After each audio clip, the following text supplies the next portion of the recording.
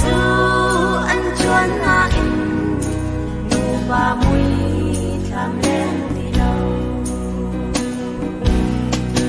a chom tu an lo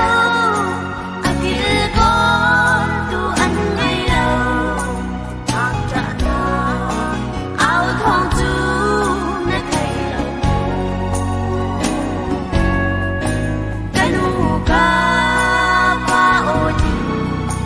an au ti chu ni tak cha a do tu le a chom tu khan si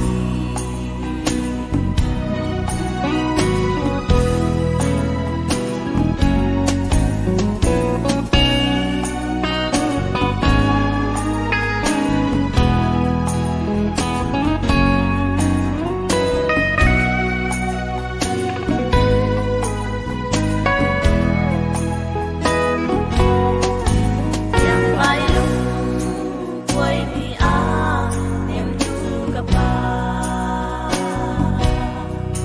ngak tra na hi na kun nem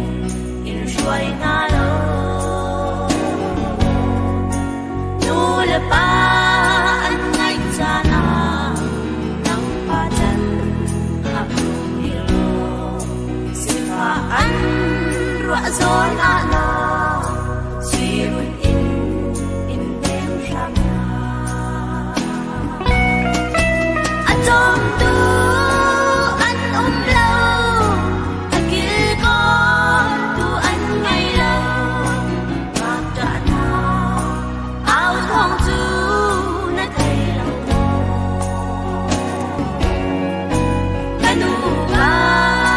pa o ti an au ti chu ni ngak tra a do tu le a chom tu